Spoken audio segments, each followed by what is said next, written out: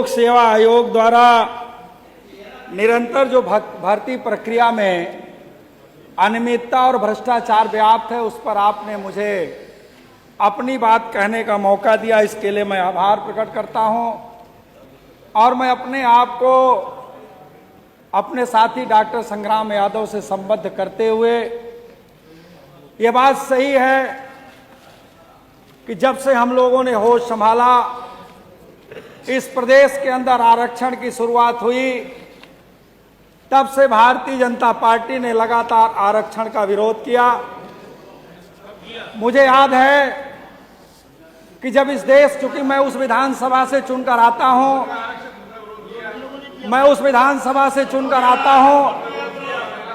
जहां से स्वर्गीय वीपी सिंह जी देश के प्रधानमंत्री थे, वो मैं उसी कांस्टिट्यूंसी से चुनकर आता हूं। और जब हम लोगों ने आरक्षण की डिमांड किया, जब आरक्षण हम लोगों को मिलने की प्रयास जारी हुआ, तो मंडल को रोकने के लिए इसी भारतीय जनता पार्टी ने कमंडल का आंदोलन भी लाने का काम किया था। लेकिन लगा कि भारतीय जनता पार्टी ने भाषण, ये ऐसा है अधिष्ठाता जी, ये भाषण का कोई मतलब नहीं। जो टू दी पॉइंट आपने जो नोटिस दिया उसको बोले मंत्री जी, पॉइंट का कोई मतलब नहीं इसका। नहीं मालूम, ये नहीं चलेगा। जो टू दी पॉइंट बोलिए, ये नहीं चलेगा बिल्कुल। ये नहीं, जो नोटिस दिया उसके ऊपर बोले यार, इनको ग्राह्यता भी कोई इकट्ठा नहीं बोलिए। मंत्री जी, हम पॉइंट पे आ रहे हैं।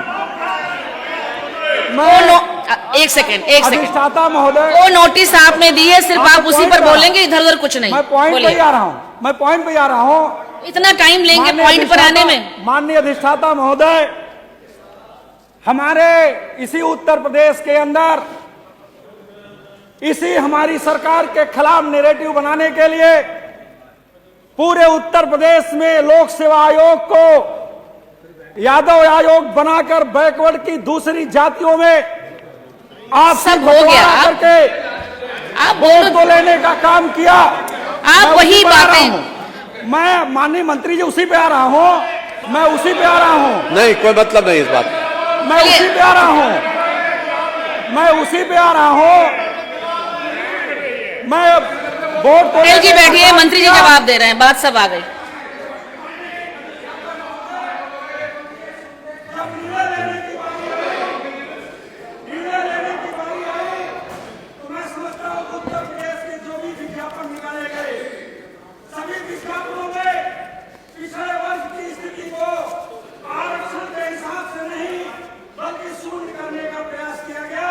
जिसका विज्ञापन कई आपके सामने रखा गया, मैं तो बधाई देता हूं और आभार प्रकट करता हूं श्रद्धेय नेताजी का। मैं आज उन्हें याद करते हुए इस बात का आभार प्रकट करता हूं कि गांव के गरीब को कैसे आरक्षण मिले, गांव का गरीब कैसे आरक्षण प्राप्त करे, उसके लिए उन्होंने शिक्षण संस्थानों में भी आरक्षण व्यवस्था करने का काम श्रद्धेय नेताजी ने किया था, जिसकी देन थी कि गांव के गरीब पे सरकारी नौकरियों में पहुंचने का मौका मिला। गांव का गरीब सरकारी नौकरी के माध्यम से अपने घरों में खुशहाली पाने लगा। लेकिन जब से वर्तमान सरकार आई, मुझे यह बात कहने में कोई दो राय नहीं, एक तरफ तो आरक्षण की कटौती हुई, दूसरी तरफ नॉट फॉर सुटेबल का इंतजाम कर दिया गया। जब हमारा नौजवान कंपटीशन करने लगा, सामान्य वर्ग के अभ्यर्थी से ज्यादा नंबर पाने लगा, उनको अलग से नौकरियों का इंतजाम होने लगा, तो नॉट फॉर सुटेबल का इंतजाम कर दिया गया। नॉट फॉर सुटेबल, उसी संस्था में हमारा नौजवान नौकरी कर रहा है, हेड ऑफ डिपार्टमेंट है, लेकिन जब सरकारी नौकरी में जाने का मौका मिलता है तो उसे नॉट फॉर सुटेबल में घोषित करके उसको नौकरी से वंचित कर दिया जाता है। माननीय अधिष्ठाता महोदया, मुझे यह बात कहने में कहीं कोई दो राय नहीं है कि वर्तमान जो सरकार है, ये किसी न किसी माध्यम से आरक्षण को खत्म करना चाहती है। कि आरक्षण न देना पड़े, इसके लिए आउटसोर्सिंग का इंतजाम कर दिया गया। आरक्षण न देना पड़े, इसके लिए सरकारी संस्थानों को खत्म कर दिया गया। आरक्षण न देना पड़े, सारी संस्थानों का निजीकरण करने का प्रयास किया गया। आज बड़ा दुख के साथ कहना पड़ता है जिस आईएएस की परीक्षा के लिए हमारे नौजवानों को अथक मेहनत करना पड़ता है, अथक परिश्रम करके नौजवान हमारा किसी तरह से आईएएस की परीक्षा पास करता था, लेकिन यहां पर लैटरल एंट्री का भी इंतजाम किया गया। बड़े घरानों को लाभ पहुंचाने के लिए, बड़े घराने के बच्चों को पीछे दरवाजे से इस देश के कारपोरेट को लाभ पहुंचाने के लिए इस इंतजाम को भी किया गया। यहां पर आरक्षण को प्रभावित करने का काम किया गया। अधिष्ठाता महोदय, आज पूरे प्रदेश का नौजवान, खास तौर से पीडीए का नौजवान, दलित बैकवर्ड नौजवान, जो पीडीए का नौजवान है, मुझे यह बात कहने में कोई दो राय नहीं कि उत्तर प्रदेश की सरकार ने, हमारे नेता आदरणीय अखिलेश यादव जी ने बड़ी पारदर्शिता के साथ आरक्षण को लागू कराया। जैसे ही उत्तर प्रदेश के अंदर भारतीय जनता पार्टी की सरकार आई, इन्होंने कहा कि हम सीबीआई जांच कराएंगे, इन्होंने कराया भी। हमारे नेता ने कहा उसको टेबल करो, लेकिन बड़े फख्र के साथ कहना चाहता हूं, इन्होंने टेबल इसलिए नहीं किया कि उस नियुक्ति में यादव के साथ बैकवर्ड की सारी जातियों को बराबर की हिस्सेदारी मिली थी, इसलिए इन्होंने टेबल करने का काम नहीं किया। अगर ये टेबल करते तो पोल खुल जाती कि उत्तर प्रदेश में पिछड़ी जातियों को सबको नौकरी मिली थी। इसलिए इन्होंने टेबल न करके जातियों को आपस में लड़ाने के लिए इस व्यवस्था को इन्होंने जिंदा रखा।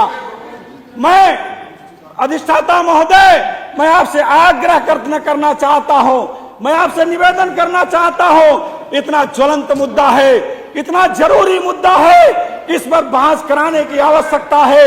अगर इस पर जब तक सदन की कार्रवाई को नहीं, बीच में घड़ी बंद हो गई, समय दिया गया है, समाप्त करिए। 10 मिनट का समय दिया गया है माननीय अध्यक्ष जी ने। मैं आपके माध्यम से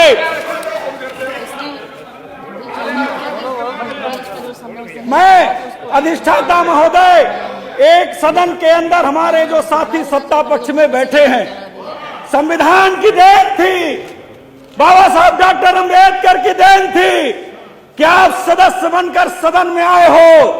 आप तो विधायक बन गए, मंत्री बन गए, पीडीए पिछड़ों के रास्ते में रुकावट मत बनो। कहीं ऐसी स्थिति ना हो जाए, इस देश में आपने जाना होगा कि जयचंद का भी इतिहास था, जयचंद का भी इतिहास था, कहीं आपको भी उसी रूप में संबोधित ना करना पड़े।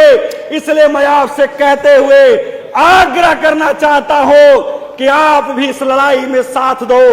बड़ी उम्मीद के साथ पिछड़े दलित के लोगों ने, बाबा साहब ने, जो पूरे प्रदेश का दर्द था, जो पूरे प्रदेश के पिछड़ों को दर्द था, जो डर था कि संविधान कहीं बदल ना दिया जाए, जिस तरह की आज रवैया दिखती है कि अगर इनको मौका मिलेगा कि संविधान को बदलने में कोई गुरेज नहीं करेंगे, जिसका जीता जागता उदाहरण है कि जो हमें छोटे छोटे अधिकार मिले हैं, जो छोटे छोटे हमारी जरूरतें की पूर्ति हो रही है, इसको समय समय पर ये बदलने का प्रयास कर रहे हैं। इसलिए मैं आपसे आग्रह के साथ कि ये बहुत जरूरी विषय है, माननीय अधिष्ठाता महोदय, आपसे आग्रह करना चाहता हूं कि आप इस लोक महत्व के विषय पर धन्यवाद चर्चा को रुकवा करके इस